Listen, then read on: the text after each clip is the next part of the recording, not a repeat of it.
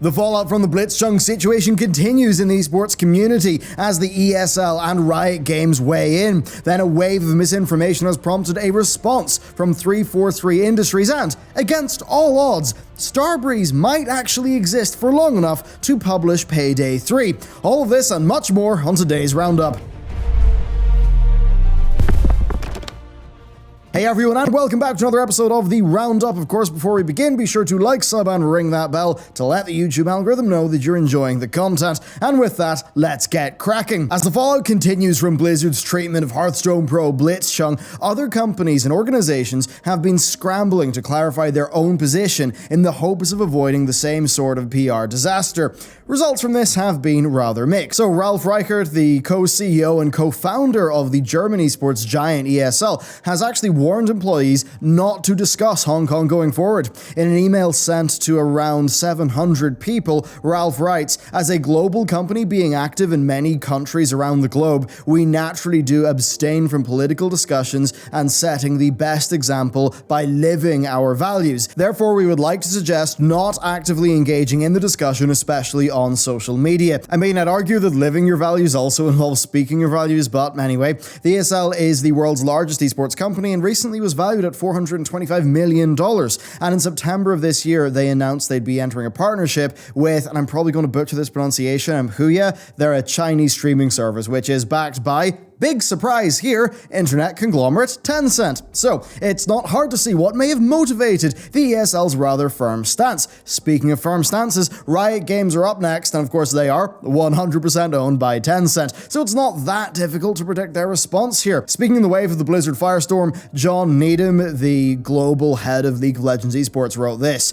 "We serve fans from many different countries and cultures, and we believe this opportunity comes with the responsibility to keep personal views on sensitive issues, brackets political, religious, or otherwise, separate. Therefore, we've reminded our casters and pro players to refrain from discussing these topics on air." And I mean, statements like that, you're even seeing them across other companies, across other sectors, even outside of gaming. Riot's statement, of course, comes as the League of Legends World Champions kick off in Berlin, with the company still being under fire for some alleged censorship during the play-in stages of the tournament. Now, basically in this, Hong Kong is represented at the Worlds by Hong Kong Attitude, but it appears that Riot have maybe been censoring the use of Hong Kong. So basically what happened here is several casters corrected themselves while discussing the team, and instead referred to them with the abbreviation HKA. Now, several clips have also surfaced showing casters' reluctance to say the team's full name. Now, there are instances where the casters have said Hong Kong Attitude in full outside of the clips that have circulated, but many fans have used the clips that did circulate as evidence that Riot is clamping down. Now, for their part, in this particular instance, Riot have said that it's wholly at the discretion of the casters, so right now I'd say that we could attribute that to the casters being nervous given all of the fallout. I mean, of course, saying Hong Kong Attitude is not a divisive political statement, but I can obviously understand them just feeling like they're walking on eggshells. Oddly enough, given their ability to, well, anger some audiences, Epic Games have been the outlier in this. CEO Tim Sweeney wrote on Twitter that Epic supports the right of Fortnite players and creators to speak about politics and human rights. Now, as we discussed in our previous video, Epic it's not largely owned, it's under 50%, it's around 40% owned by Tencent. But of course, Tim Sweeney owns the rest, and he is the majority shareholder in the company. Now, the difference here is that Epic is privately held. It's not publicly held, so it's not on the stock market. Now, this gives Sweeney a lot more freedom when it comes to making statements such as these. He just quite simply, he doesn't have to worry about upsetting external shareholders, essentially the market. Basically, what he says goes, and what he says has been rather bold indeed. Now, Tencent, of course, is the common denominator in each of these stories, and the extent of their influence cannot be overlooked. The degree of financial investment that outfits like the ESL stand to gain from the growing Chinese market, well, it's a staggering amount of influence and money, so it no doubt is playing a role in shaping internal policy. Riot being the most heavy-handed here is hardly a surprise given that they're wholly owned by Tencent, and Tim Sweeney's statement actually does show that Epic will at least try to adopt a stance where it can be less moved by China's influence. Because here's the thing,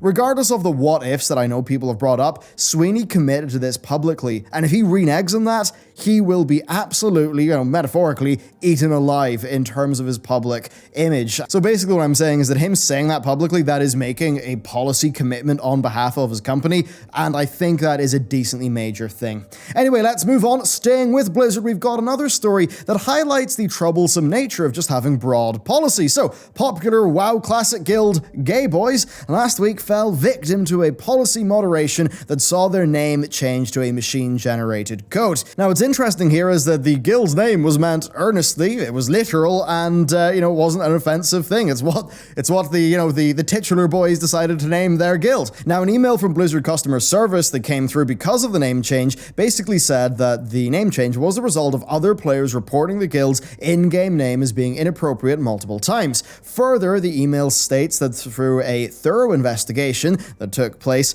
that Blizzard agreed, and that's why they came to that decision and even temporarily banned the creator of the guild. Now, these complaints came as no surprise to guild member, and sorry if I'm about to mispronounce this, Amil Jelani, who issued a statement detailing the multiple abusive and identity-based discriminatory messages that they received through chat. Jelani writes, "These are individuals that find our name offensive. Giving in to their demands only means Blizzard are siding with them as a company." He adds that to say there is anything inappropriate about the words gay or boys is, in and of itself, inappropriate, childish, and discriminatory. The guild appealed their automated name change, and their original name was actually, I'd say thankfully, returned to them, and the creator's account suspension was also overturned.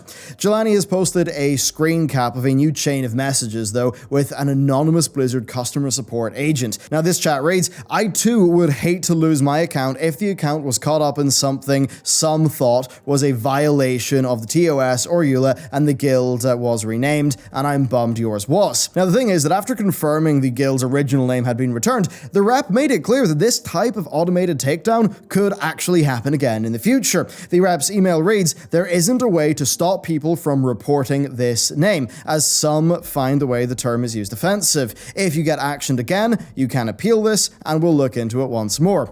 Now, I think this is interesting. It highlights an inherent problem with automated report ban systems, in that they are prone for abuse. Now, this Gay Boys Guild, right, this could be removed again because of more user complaints. Now, those could be complaints by people, in that group who find that offensive, or it could be by people who are, intentionally trying to exploit that system to basically rustle their jimmies and kind of give them a hard time, which is, of course, targeted harassment based on their characteristics, and that's something that Blizzard systems will inherently support because, well, it's an automated system and there's nothing Blizzard can really do to stop them. Now, Blizz have a few options here, and it's quite tricky for them to work out at a policy level, so they can definitively state whether or not a word is okay and go on from there. They can also just tackle each issue on a case-by-case basis where they can better fulfill their moral objectives. Now, the problem here is that the policy option will run into difficulty when it's got to deal with words that, have more than one meaning that can be used in different ways. But the other option, the one that's going to be a lot more morally accurate, well, the problem there is, first of all, it's down to the discretion of the agent handling the situation, but also, it's just bloody expensive to implement. So, an interesting situation, and I'd love to know what you think on this issue and how you think a company should actually deal with a problem like that. Next up, let's move on from Blizzard, yes, finally, and talk about a little bit of drama surrounding Halo developer 343 Industries. And the reason why I'm covering this is because, well, it's a little bit of a fake drama, and it's actually quite educational in its coverage. So, a rumor thread beginning on the Reset Era forum, and eventually, of course, making its way over to Reddit, as all things do, has caused a little bit of concern regarding the internal state of 343 Industries as they're working towards the holiday 2020 release of Halo Infinite. Now, the thread claims that Halo's creative director, Mary Olsen, recently left the company. Just that in reality, she was, a producer, not a creative director. Now, those are vastly different roles, an executive producer and creative director, and a lot of people thought she was replacing outgoing creative director Tim Lango, and turns out that was mistaken. Thankfully and unpronounceably, Anishek, a employee of 343, took to Reddit to make a statement allaying fan concerns. Their post recognizes, though, and it's actually a really well-constructed post, so credit to them, but it recognizes there has been a great deal of confusion and anxiety surrounding the recent recent job moves, but that it wishes to clarify exactly what Tim Lango and Mary Olsen did at the studio. They write that they'd like to ensure everyone that the entire Halo Infinite team is rallying behind the game and is working hard to make sure they can execute on its vision. Now, importantly, Onishek clarifies that Tim's role as creative director was focused on making creative decisions surrounding the design of the game, whether it was the campaign, the multiplayer, etc. And that Mary's role, on the other hand, was an executive producer and later lead producer. Now, Onishek goes on to say that unfortunately, the thread's title saying he was replaced with Mary Olsen and she has also left is far from accurate. It implies that Mary took over creative control of the entire game, didn't like what she saw, and then decided to leave. Onishek says that if that's what actually happened, that he could totally understand people getting worried, but that it's not the case because she was the lead producer and not the creative director.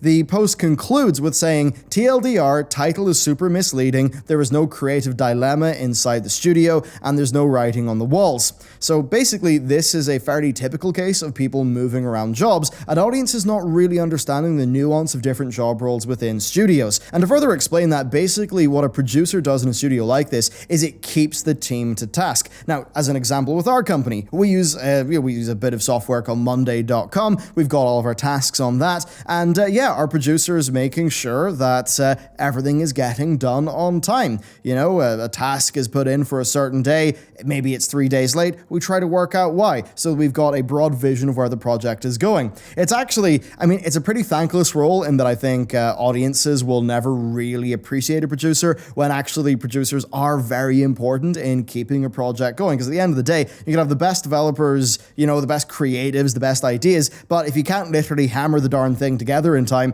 you're obviously going to run into big issues. So basically, that's the type of thing that Mary Olsen was doing. Now, it is a bit worrying that she left the company, yes, but it's very different to, say, a creative director leaving the company. Now, of course, Tim Lango did actually leave the company, and that definitely is something that I'm, a little bit worried about. So basically, as a lifelong Halo fan, yeah, I'm skeptical of Halo Infinite because of 4 and 5's campaign content, and I am a bit skeptical because of Lango's departure, but I'm not massively worried about the Mary Olsen departure, and it is not the case that her leaving is, actually tied into Tim Olsen leaving, pretty much. Now, that said, it is also possible there are issues at the studio. At the end of the day, a creative director did leave, and a lead producer did leave.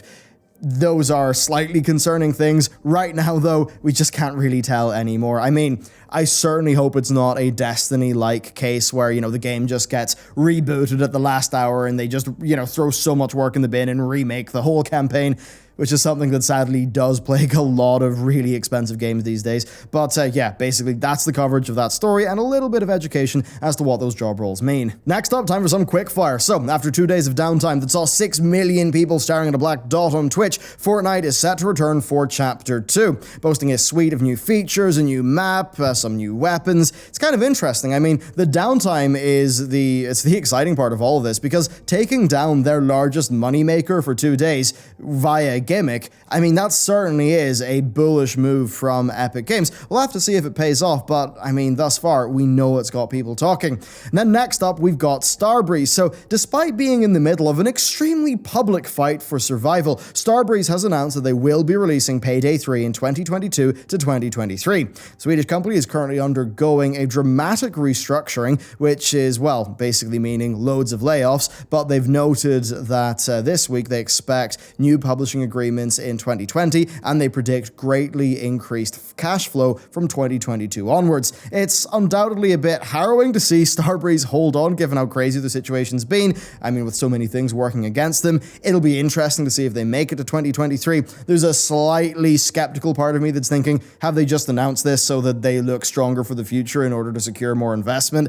But, certainly it would be good if that game eventually did come out. And finally, let's wrap up with some upcoming releases. It's a relatively quiet week this time, though, because, next week is set to be crazy on the new releases. So, kicking it off this week, we've got a couple of long-awaited Nintendo Switch ports, with The Witcher 3 and Overwatch coming out on October 15th. Now, Witcher 3 Complete Edition is pretty crazy. It contains every bit of DLC, so that means the 2 story expansions, Heart of Blood and Blood and Wine, so pretty darn good deal. I wouldn't play it in a Switch, I'd play it in a more powerful device, but, hey, if you want it on the go, it's all you can do. Then hitting PC in the same day is Earth Defense Force Iron Rain, so if you want more of a cult classic, then that'll be for you. And then rounding off the week on the PC, PS4, and Xbox One is Plants vs. Zombies Battle for Neighborville. Now that's one that we actually covered a while ago because it had a pretty crazy early access period. It was like a AAA early access, but unlike with what AAAs normally do, you actually got a discount if you went in early, so a little bit weird there, and it's finally coming out this week. But anyway, there you go, that is it for today's edition of the Roundup. Certainly a lot of interesting stories, and be sure to come back to the channel tomorrow because we'll have a very interesting report with a very interesting Kickstarter with a crazy funding situation. So, until then, thank you very much for watching, and I'll see you next time.